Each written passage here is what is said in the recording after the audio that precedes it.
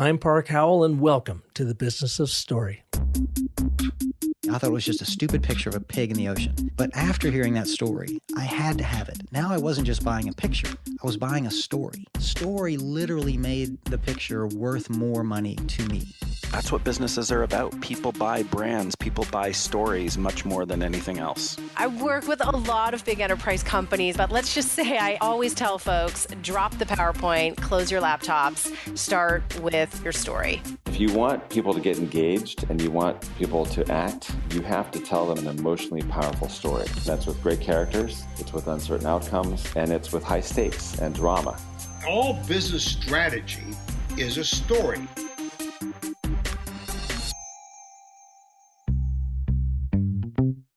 Welcome to the Business of Story. I'm your intrepid host, Park Howell, and I'm so glad you're with me today.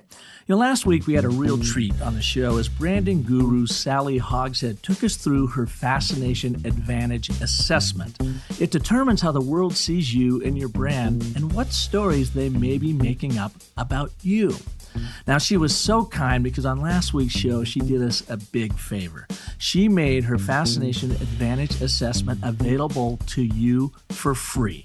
All you have to do is go to howtofascinate.com/you, Y-O-U, and enter code STORY17. That's howtofascinate.com/you, Y-O-U, enter code STORY17, and you will learn how the world sees you, and I think you're going to be pleasantly surprised. This week, we're going to continue on the theme of the roles we play in our stories, and we're going to explore the 6 aspirational roles you will need to have filled by others to make a movement happen, and which of these 6 roles best reflects you. It's all about the relationship to your story and to your brand. And we're joined by a brand relationship expert, Kimberly Manno&nbsp of Context Partners out of Portland, Oregon. Context Partners is a new type of design firm focused on relationships at scale. Look, we all face a changing world where identity, information, and power are rapidly shifting. Traditional models of communications are failing, and once passive audiences are coalescing into powerful, vocal communities. Kimberly and her team help organizations like Microsoft, Lilly, the Rockefeller Foundation, and the Rainforest Alliance build, navigate, and leverage their relationships to shape the future. Today, we'll explore how to approach business storytelling through the lens of relationships, particularly through the storyteller. The 3 story plot points you need to make any movement take off. The 6 aspirational roles people play to make your cause successful, and the almighty power of chocolate to bring clarity to your story. This and more on today's Business of Story. Hey, Kimberly, welcome to the show. Hi, Park. Really happy to be here. Now, you sound like you're sitting right across the table from me, but you're actually coming to us from where? From Madrid, Spain, actually. And do you call Madrid, Spain home? For the time being, yes, I do call it home. You've done a lot of traveling in your background.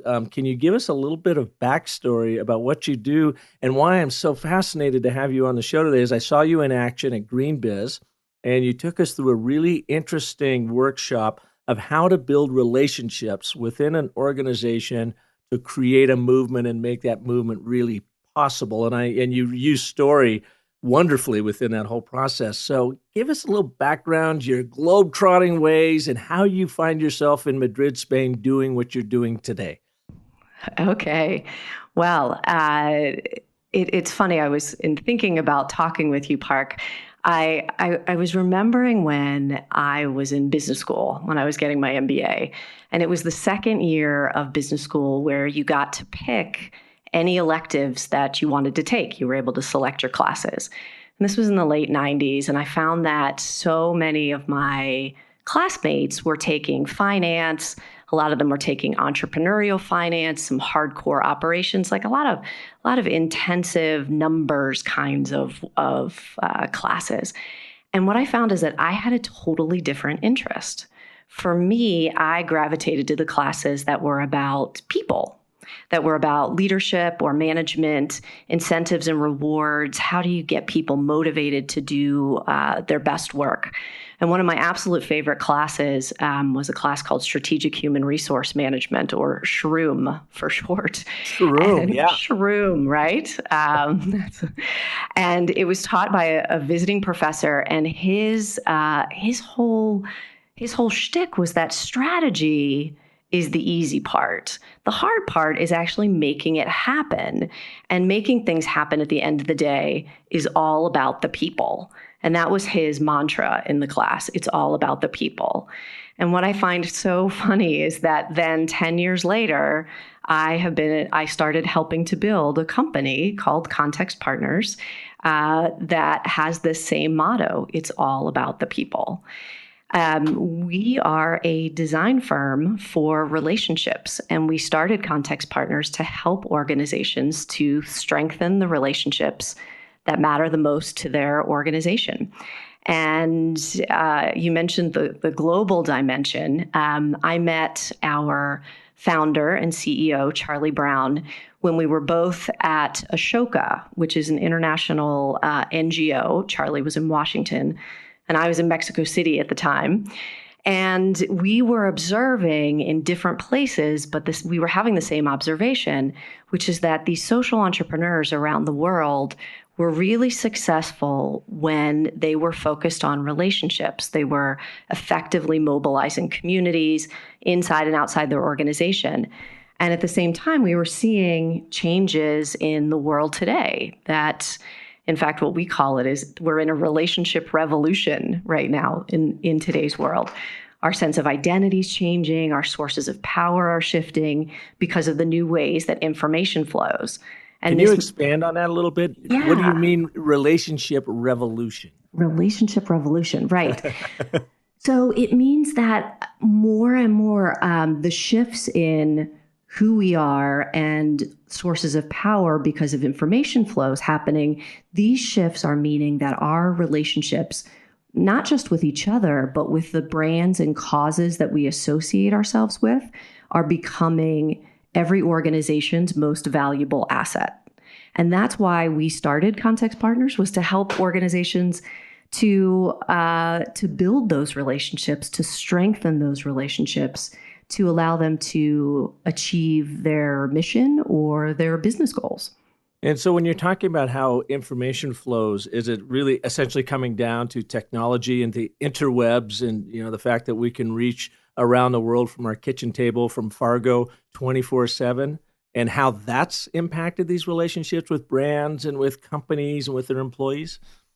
I mean, technology is definitely part of it. I mean, you saw it in the Arab Spring. You see it when there are natural disasters. You see it on Twitter feeds every day. So technology is definitely an enabling factor that is changing the way that we connect with each other. That said, there are some things that we think are pretty constant. And that has to do with what motivates people and what excites people into action. And that's kind of the other twist to the work that we do around building movements and how collectively relationships come together to create new movements. So it's a revolution. What has happened to cause this? And were relationships not just as important, or did business leaders and communicators just not focus on them as heavily as they need to now? I think they weren't. So I think it is the fact that that brands and causes, because of the flows of information and our sense of identity shifting, brands and causes are being forced to respond in different ways. And communities are demanding that of their brands, that brands listen to them and that brands give them a role in what the company is producing, what the company is saying, and who the company or organization is in the world. And so I think relationships at the end of the day have always been important, but they've taken on a different scale. And is it because the consumer has a lot more control over the story and the message now than they used to? I think that's our experience. Yes. Mm-hmm. Yeah. Mm-hmm. I think that is definitely our experience. That said, I think consumers play not every consumer is the same, right? And in traditional marketing, consumers get segmented by demographics. So a company will look at how many cars you have, what your income levels are, where do you live, how many children, all of that kind of stuff.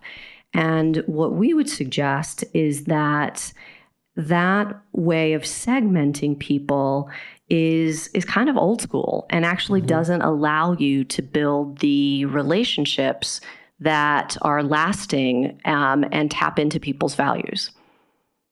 Yeah, I think you're right. And you're seeing studies, and I don't know how you go about doing it with your clients, but I just had Sally Hogshead on the show a week or so ago, and she has this assessment out called the Fascination Advantage Assessment. And she taught, just like you, she's been in branding marketing for a long time, and they have a whole other way of looking at how does the world see you as a brand, both your individual brand, or how does it see you as a corporate brand?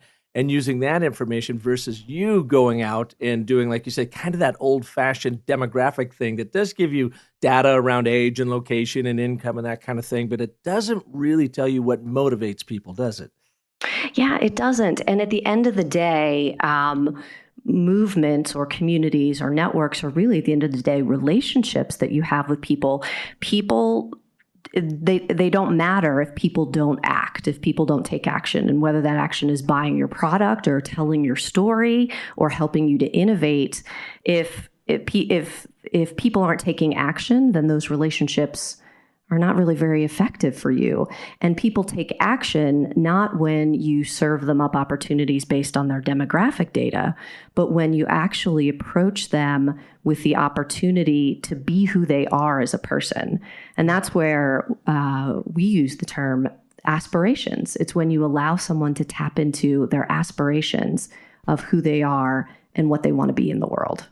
Well, and there's been that whole market that has been identified by the firm out of New York called Aspirationals. I'm sure you're well aware of that information, and people can learn more about it online. And I liked it, too. I like that approach because it does take in demographics and psychographics considerations, but it is really focused on much more of the motivation of what makes people tick. And in an aspirational group, it could be anywhere from 18-year-olds to 88-year-olds. It's not so much segmented by millennials and Gen Xers and baby boomers anymore. It's like, no, what do they actually care about in a brand, and how is that brand impacting their lives, better or worse, and finding that if people are connecting with those brands that way, they're inviting them into their story. So, Kimberly, can you give us an example of some of the work you've done that shows not only what Context Partners does, but how important relationships are to create a movement?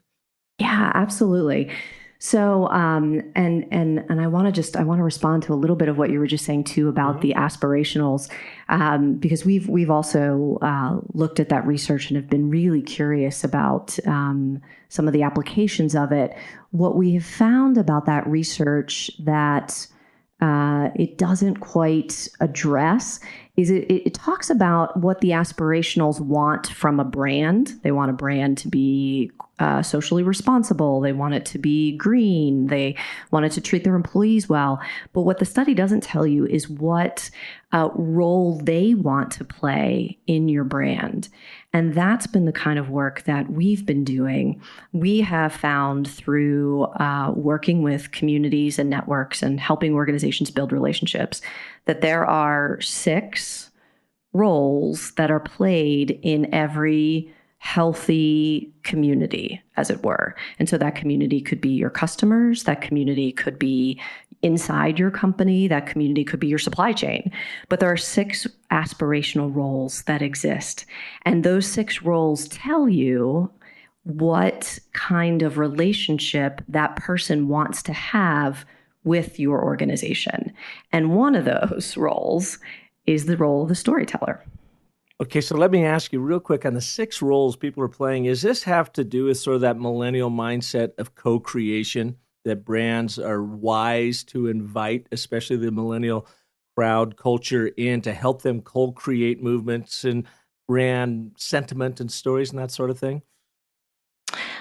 I suppose it does connect to that in the sense that our perspective is that the brands that are moving beyond just inspiring people, but instead are connecting with their customers' actual aspirations, are the brands that'll succeed in the future. And so it is about co-creation, but I think it's also about brands and causes seeing their role in a larger context, that they don't exist independently of their employees, of their customers, of their shareholders, of their supply chains, but that actually there is a shared purpose that the company has with its relationships, and that everyone plays a role within achieving that shared purpose. I think a great example of this, for example, is Patagonia, a company that has had a lot of success financially, but at the same time has a very clear shared purpose with its customers, even as far, and the shared purpose being about reimagining a world where we take only what nature can replace. Patagonia has been able to go as far as putting out an ad in the New York Times saying, "Don't buy this jacket" on Black Friday, as a way to, which seems so counterintuitive, right, for a clothing company. But on the other hand, they have a really strong shared purpose around nature, conservation, and kind of anti-consumerism, that they're able to craft that kind of message, and it resonates with their core communities. And I had Vincent Stanley, the director of philosophy, on Business of Story. He was actually one of my first guests about 2 years ago. Fascinating guy. What I love about his story is when Yvon Chouinard started Patagonia back in the day, 30, 35 years ago, mm-hmm. They were friends, and he said, "Hey, will you come in and help me launch this thing?" And Vincent said, "Yeah, I will, but I'm only going to stick around for a few months because I've got some other things that I want to do." Well, after all these years later, he's still there, and he is their director of philosophy. And he talks about just the very same thing you are, that they actually have a person in charge of building the philosophy around the brand, or sharing, making sure that and it is expressed in some of the best storytelling, story marketing around. I mean, there's also the ad you talked about. In addition to that, there's the Worn Wear video. I don't know if you've seen that. It's a short documentary of 4 or 5 different case studies of basically saying, wear it out, fix it, and then share it with someone. Don't just buy something for buying sake. And then they also did a really terrific documentary called Damnation, and it's about the big movement in the early 20th century in America of building dams and damming up all of our rivers.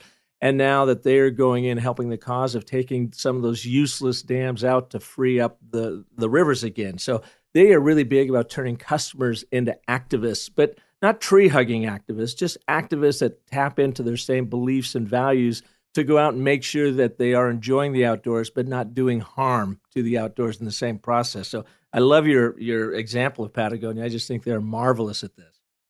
Well, and so I agree entirely, Park, and it's so interesting you had the director of philosophy, and I do. I love the fact that they have that role. I'm not sure any other companies do. But one of the things I love about what they've done is that they've helped turn their customers into activists, but they allow their customers to play, any individual customer to play the role that he or she would want to play. So there's some customers, for example, that are natural storytellers. And so they are the ones that, write their stories and they appear in Patagonia catalogs, or they're storytellers visually. So they're taking the photos that appear in the Patagonia catalogs. But at the same time, they also tap into the innovators, which is another one of the roles we've identified, where they allow their innovators to share new ideas with them about how to recycle or reuse a piece of Patagonia luggage or equipment or clothing. They allow, as you pointed out, they give opportunities to share the Patagonia story. So not just to come up with a story, but to actually share the story to the sharers. So they've been using these roles in very smart ways that give people multiple pathways to engage with the brand in the way that connects with who that individual is as a person. That's so smart. So what are the 6 roles that you all have identified? Okay. I'm so glad you asked. So the 6 roles, the first one I'll mention is the storyteller.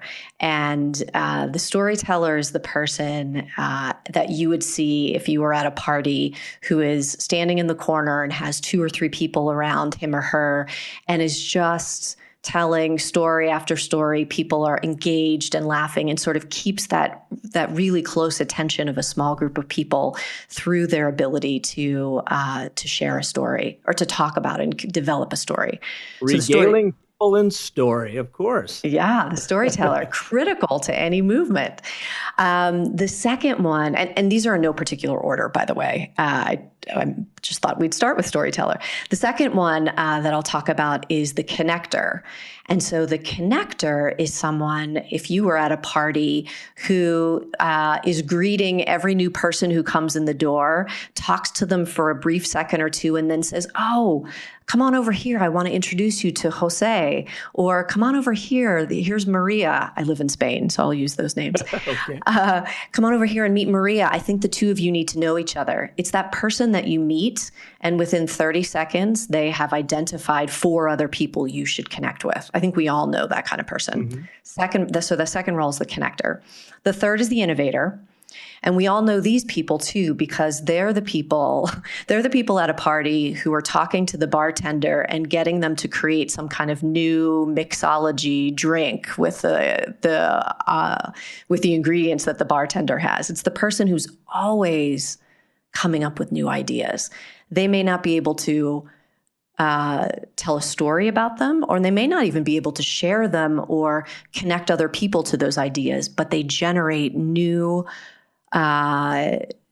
innovations from the way that they approach the world. That's the innovator. What number am I on? The fourth. Number 4. The fourth is the builder. This is the person you absolutely want to have on your team because they get stuff done. They bring order and structure wherever they go. They plan for scenarios. They're the person that you want to connect with an innovator because the innovator is going to come up with a great idea. The builder helps them actually implement it and make it happen.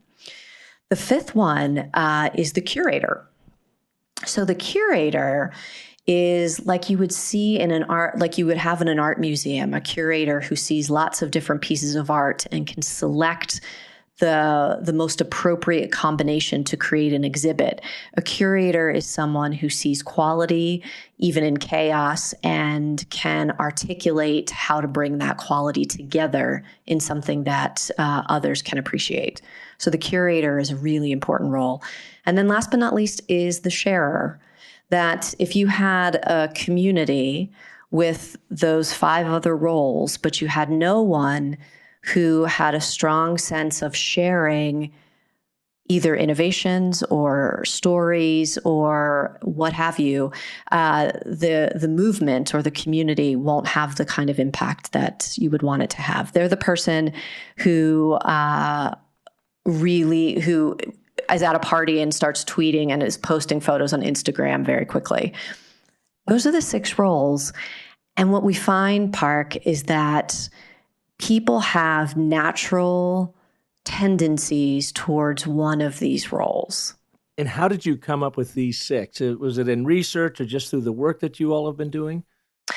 Yeah, that's a great question. It has been through the work that we've been doing, and it really started before Context Partners. As I mentioned, a number of us met in a global organization working with entrepreneurs around the world. And so it started with observations there. And then over time, we've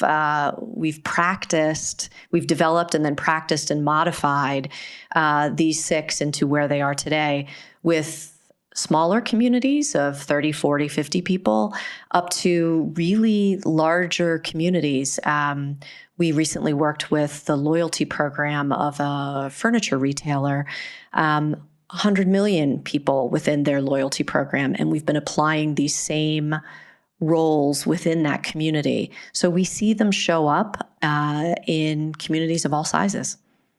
So depending on which of the 6 identities that you're talking to out there, I would imagine that informs how you shape that particular brand story to connect with. You're going to connect with an innovator differently than you are a connector or a builder. So I would imagine you would have this one meta story for whatever the organization is, their brand story, but you were using these others, almost telling them in different genres, the same story in different genres to connect with that audience on their terms, how they see themselves, and I guess kind of how they self-identify.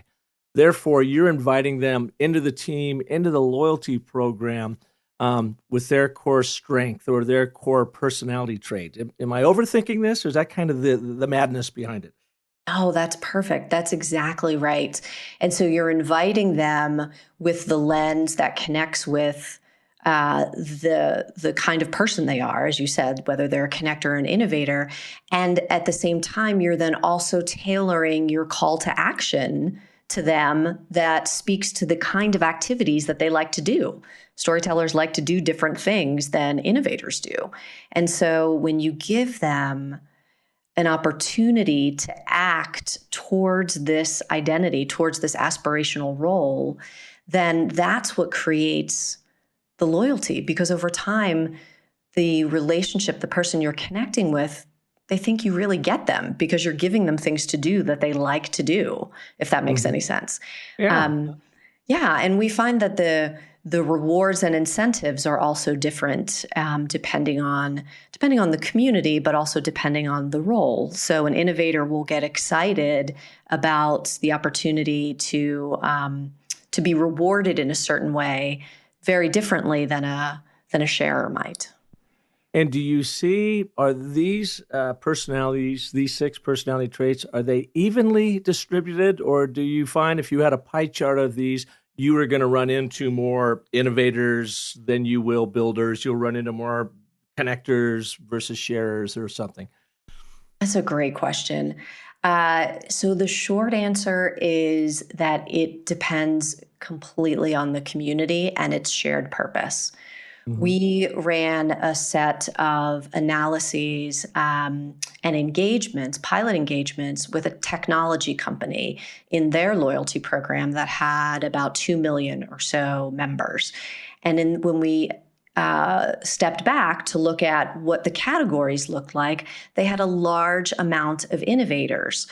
Part of that is because they had really reached out to people who were interested in helping them debug their software. So they attracted innovators because that's what they had used as the hook for the loyalty program. Mm-hmm. Now you go to a different type of an organization with a different type of a community, and you'll find a very different segmentation. You mentioned that you and I met through a workshop that we do. I've done that workshop dozens of times, and in every single time I've done the workshop, there's always a different mix of the 6 roles. So it really depends on the community. So there's not necessarily a right or a wrong. It's about your community. Yeah, not a right or wrong, what works and what doesn't work. And I think, as you pointed out, the more you can pinpoint who that community is made up of in these 6 different personality traits, the more likely you're going to be successful in making your movement work, first by connecting those relationships and getting them on board from their strengths. And then, like you said, get them to understand that you do have understanding and empathy for their journey and are just simply inviting them to bring their powers into what you're trying to accomplish. That's exactly right. And I was mentioning earlier, too, we find there's some power combinations too. And this is a bit of emerging knowledge from Context Partners. But again, sort of when you can combine an innovator and a builder, or when you can combine a storyteller and a sharer, you actually start to see even more power, I guess, come from the connection, because not only is the storyteller able to do what he or she loves best, but then they're able to experience the sharer amplifying that story. And so when you're able to identify the people in your community and what segments they fall into, you're able to engage them, and then you're able to bring certain segments together to connect. We find that, like I said, an emerging part of our research is that there may be some real power there. Absolutely. Well, let's take a break, and when we come back, let's talk about that workshop that I experienced, because it was a lot of fun, and it was an eye-opener for me. If you could take our listeners through that a little bit and then share maybe an example or two of how you and Context Partners have had real success pulling a community together by understanding these 6 character traits and how we can all put that to work for us. So let's cover that right after this. Given that today's show is focused on the relationships that make movements happen, the story marketer that stands out in my mind is Charity Water. Ever since its founder, Scott Harrison, shared his birthday video in 2006, underscoring why he started his organization to provide safe, clean drinking water to people in developing nations, Charity Water has always been at the top of their storytelling game. So far, the organization has funded nearly 23,000 water projects in 24 countries. Seemingly taking a page out of Kimberly's playbook, Charity Water did a brilliant job of matching potential donors with people in need of water with their Someone Like You project, which kicked off on World Water Day this past March. The Someone Like You project asks you 3 questions. Your age, how you like to spend your spare time, like drinking coffee, praying, playing games, or gardening. And the final question, what you value most, health, family, future, time, or income. Then they match you with the story of someone in Ethiopia who is, well, like you. Essentially, they're helping you self-identify the role you can play to bring fresh water to someone that shares your same beliefs and values in a developing country. In short, their Someone Like You project is all about relationship building to make the Charity Water movement reach even more people. And for that, they earned my Story Marketer of the Week shout out. Check them out at charitywater.org and take the quiz.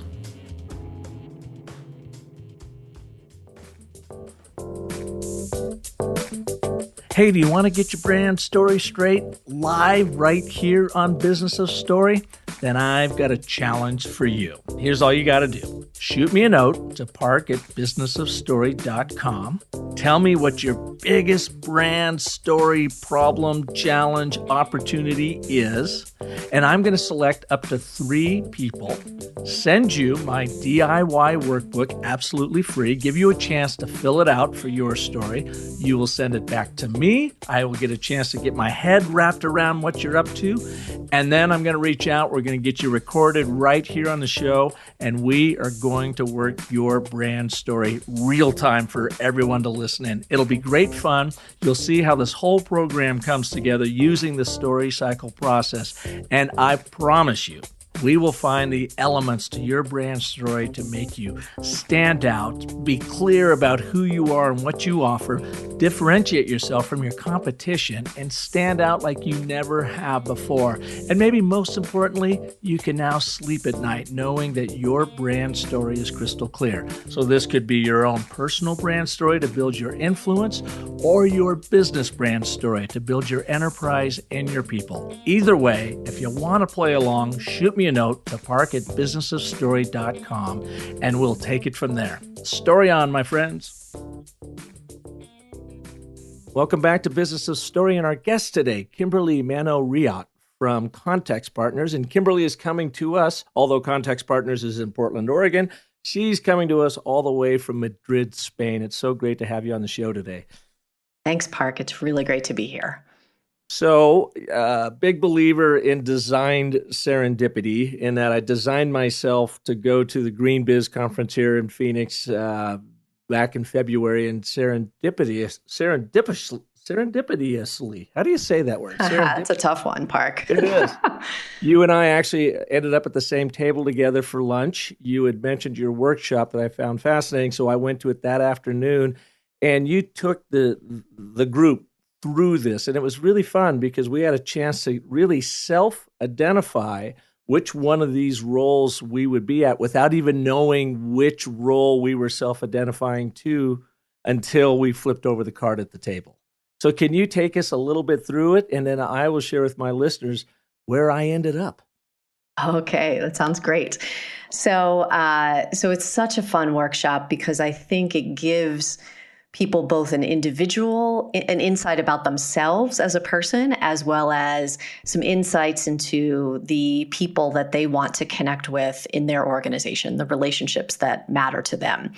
And so in this workshop, we spend the first bit of it talking a bit about movements, why movements are important, how movements are not just a place for the social sector or the nonprofit sector, but actually companies and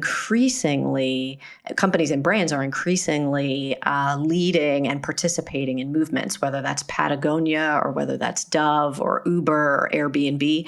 All of these companies are parts of different types of movements.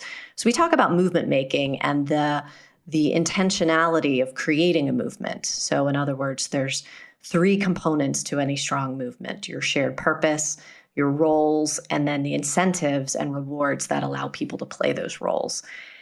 And then next up in the workshop, we talk a little bit about how important roles are to a movement, and specifically how, and I mentioned this earlier, marketers have traditionally focused on demographics, but really the way to connect with your customers in particular is to tap into their aspirations and the roles that they want to play. So we talk about that a bit, and we talk about the difference between inspiring people versus tapping into their aspirations, which is also a lot of fun. Then we get to the really interesting part, and this is where we bring out some chocolate. And we ask everyone to close their eyes and to taste the chocolate. People open their eyes and then select a statement that reflects their first thought when they were eating the chocolate. And why is that? How did you come across the almighty chocolate test? Well, first of all, everybody loves chocolate. and the universal vice, yes. The universal vice, offer chocolate. But in all seriousness, we select, we're actually very particular about the kind of chocolate we select because we want it to be something that has a set of unusual flavors. So not something that you would automatically taste. We want something provocative that will actually cause you to think something when you first try it. What is the secret chocolate you use? Is there a brand that we should know about, or is that all confidential?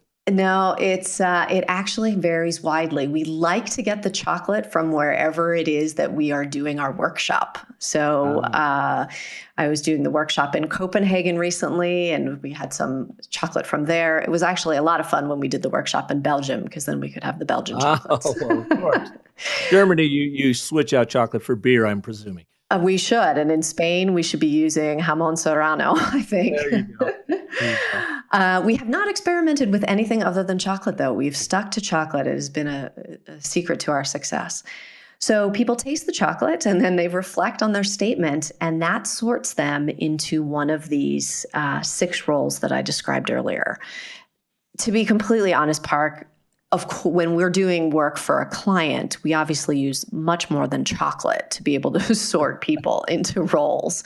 But for the purposes of the workshop, we find it to be surprisingly successful to allow people to appreciate what their role might be.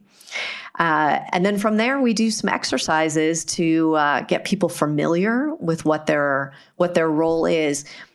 One of the key elements is that these roles are not something you would see on your business card. They're actually about who you are as a person. And I say that because part of the exercise that we do in the workshop is we ask you to share a time where you've acted in that role as a storyteller or as a connector, for example, outside of your work environment. Because likely, in fact, not just likely, it's almost certain that if you act this way, that you act this way in your life, not just in your office, for example. So the workshop explores a bit of that. And then last but not least, we like to talk about how organizations can apply this to their business. Yeah. Well, I remember going through it and having the chocolate and thinking about what my first reaction was to that chocolate. And for whatever reason, it took me back to riding my bike on a warm summer day in the Pacific Northwest, where I grew up in Seattle, riding out in the outskirts, and riding down a tree-lined road with that sun sort of dappled down through it, and I could feel the warmth on my skin as I was riding along. And it was a Schwinn Stingray with the hoopy handlebars and all that stuff. And I don't know why it took me there. I have no idea, but boom, I pictured it. And then I read the statement. I can't remember what the statement was, but it did then. We selected a table, and you had 6 different tables set up, and we all then gathered at a particular table. Then and only then did you ask us to flip the card over to see which one of these personality types that we had selected. And you hadn't even talked about the personality types at this point, as I recall. So it's true. That's kind of the big reveal, as it were. It is the big reveal. Yeah. And I was sort of bewitched by the fact when they flipped it over, it said storyteller. And then I thought back, and I thought, number one, good. I'd be really embarrassed if I showed up as a builder and I'm, pitching myself as a storyteller. But I asked myself, so what was it that between the chocolate, having that reminiscence of my youth in Seattle growing up, and the statement that I read that took me to the storyteller table? I guess that's a question more than anything. I'm still kind of dumbfounded as how did I self-select myself into that role from what you took us through? It did seem kind of woo-woo, but it seemed like it worked. And I'll say that because we had like 6 people at our table, and there was one table that had like one lady at it. And she was there with her arms crossed, and she was kind of looking at you a little sternly. And she goes, I don't know. And she sort of laughed, and she goes, I don't know. This all does seem a little woo-woo. I just want to get stuff done. And sure enough, she's sitting at the builder table.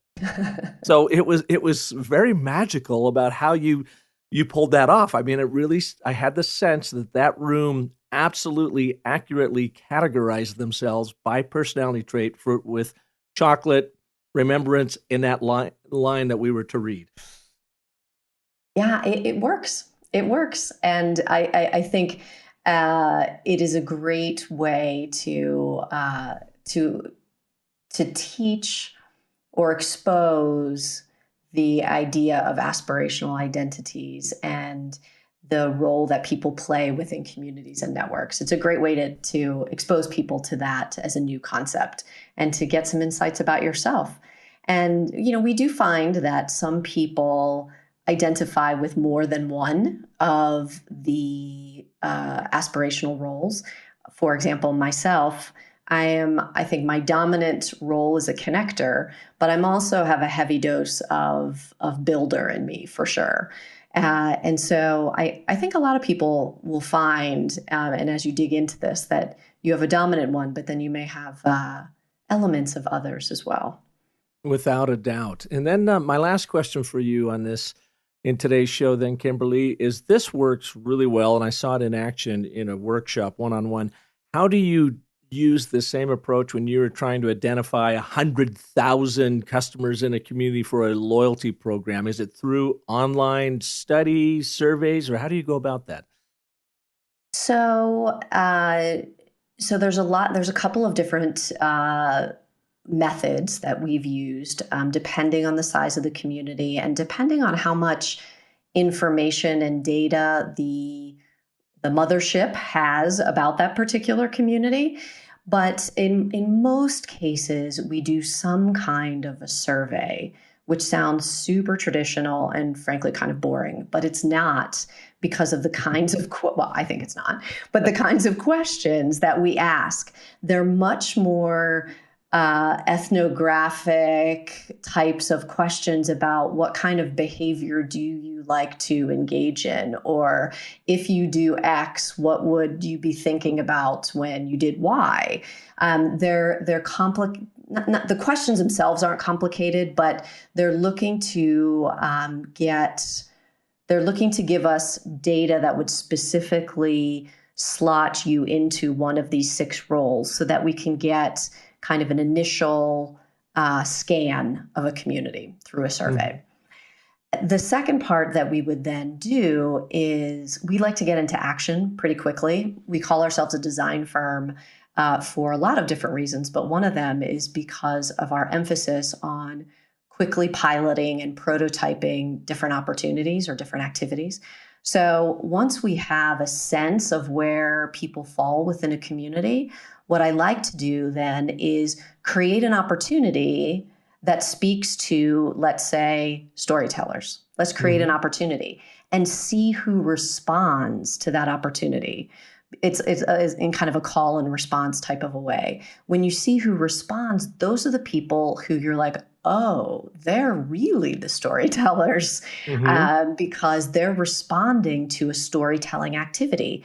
You can do that with an activity geared towards innovators, sharers, etc.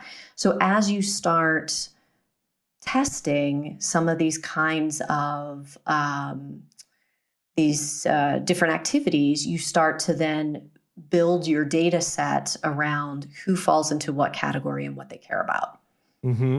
So it ultimately comes down to building these relationships by truly understanding your audience. I mean, really knowing what makes them tick. So outside of your workshop and the work you do, what advice, 2 or 3 tips could you give our listeners to what should they do right after listening to this when they're thinking about their next story marketing campaign or reaching out to people to build those relationships and create movements? What are the things that we can do on our end to apply this knowledge?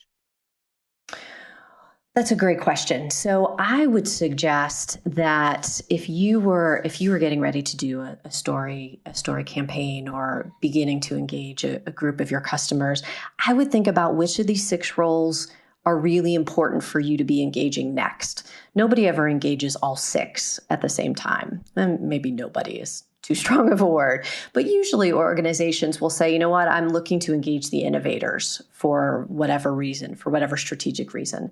So think about think about the community that you want to engage and think about which of these roles would make a difference if you were able to engage them, and begin to tailor your message around who that particular type of person is. That said, on a very, very practical note, we have if your listeners are interested, Park, we have a magazine of sorts. We call it our practice paper that folks can download that talks more about these roles as well as some of the success stories around it and some of our other approaches in the relationship revolution that folks could download as a guidebook to begin doing some of this work. And I can tell you, I did download this before the show. We will have the link in our show notes. It's excellent. I mean, it really gives you a lot of practical ways to start thinking about this and actually applying it to your story marketing. So thank you for that. And number 3, where else could we send them to get more information about you and what you all do and how they might work with you in the future? Well, certainly all of this kind of information is on our website. It's contextpartners.com. We also do these workshops quite frequently, and so would be happy to do one of these workshops in your organization if that's something that you'd like to learn more about. And do you do any sort of public workshops, like you bring folks in and just take them through it, or is it all pretty much organization or nonprofit or cause focused? That's a great question. We have not done that to date. I mean, we have done the workshop at many different conferences. So I mentioned Sustainable Brands. You and I met at Green Biz.